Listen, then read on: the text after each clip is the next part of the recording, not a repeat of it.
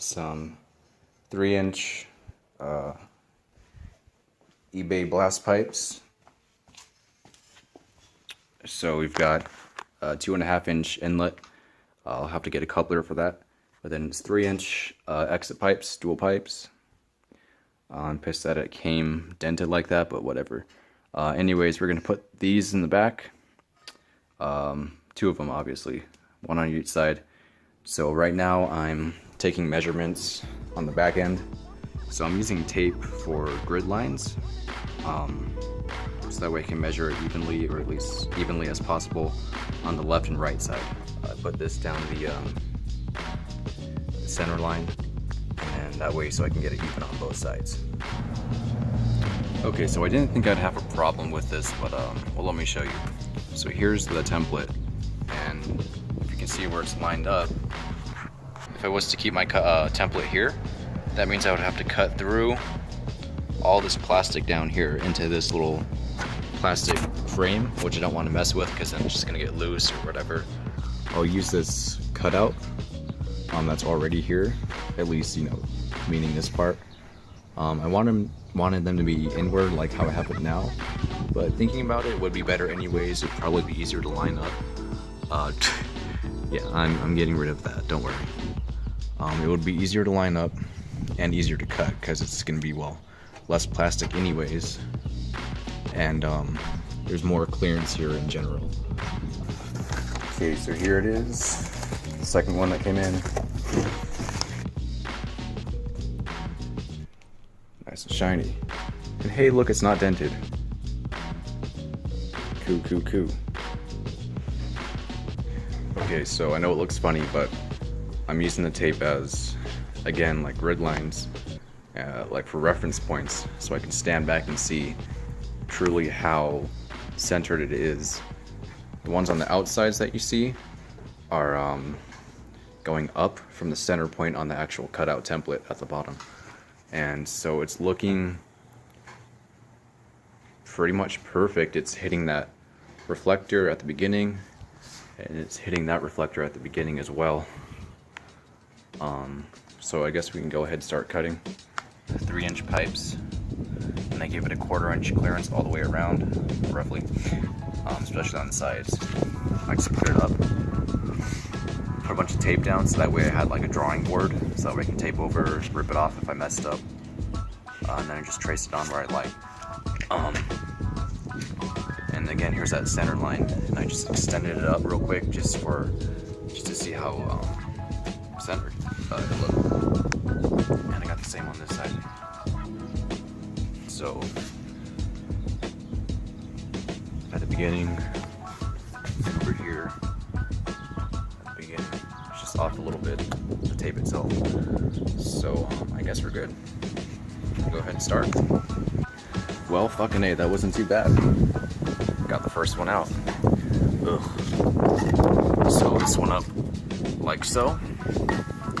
What you really need is a coping saw, but the thing is you can use these tabs to rotate the blade from horizontal to vertical, so that way you can get one continuous cut without the blade going like all crooked and shit. So that really helped. It cut super easy. And also I found that it helped guide the actual saw and actually make the cutting easier. So I did a lot of pressure along the lines that I cut. I took that knife and put a lot of pressure along the line, and then yeah, I just went from there. Here I fucked up. I went all crooked and shit, but I didn't freak out because this is the back part. So I'll fix that up, and now it's time to, well, I guess just get the other side and then sand it down. But there it is. Got the second one out. This one was a bit dicey. I think it was just the blade was getting dull, but whatever. I still got it out. Now it's time to sand it. 60 to get the shape right. 100 to grit to nail it. 220 to hit any imperfections. Let's fucking get to it. So I have to stay in here because the wind is going crazy. But anyways, I took the 60 grit, polished it out, or not polished, sorry. Got the shape that I wanted. Got the 100 grit to really fine tune it, and then I'm still gonna work it, still gonna eyeball it, still gonna look at it, make sure it's the way I want it, because once those tips are welded on, then you know, you can't really, it's gonna be really hard to make any adjustments. So haven't even touched the polishing grit of 220 yet. So driver's side, this part right here, I wish I had cut it inwards more, but I just took sandpaper, stapled onto a block of wood, and kind of went at an angle that way, sanding it, and then got it nice and straight. Same for the other side, except for it looks like this on the other side. One thing you have to do is bend this heat shield back. I cut it. It's not too hard to cut. You can even bend it. I don't, you know, if you want to cut it, it'll be a lot easier because you can bend it back easier. But all I did was take some medium duty scissors and literally just cut through it. It's just like a aluminum foil kind of material on the inside. You don't have to undo it like I was about to.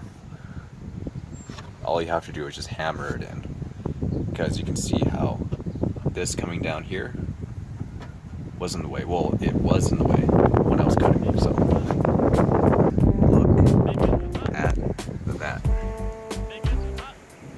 Fucking frying. It's resting on the back pipe.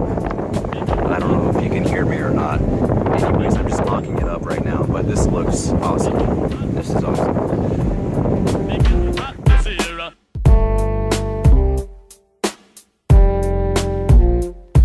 Alrighty, time to clean up, putting all this away.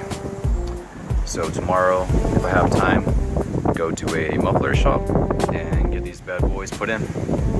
We are back from the muffler shop, and here's the final product. This one's kind of touching, like right up against it. I wish they could have centered it more, because this one's perfectly centered.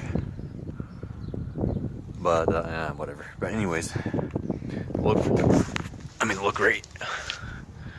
So that was that 2.5 inch opening, and then they put in their own pipe, and then that's the BMW pipe right there on the left.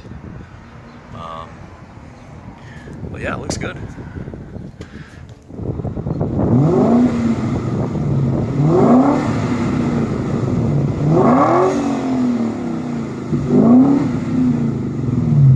Tips look good, sound good. Still kind of touching right there though.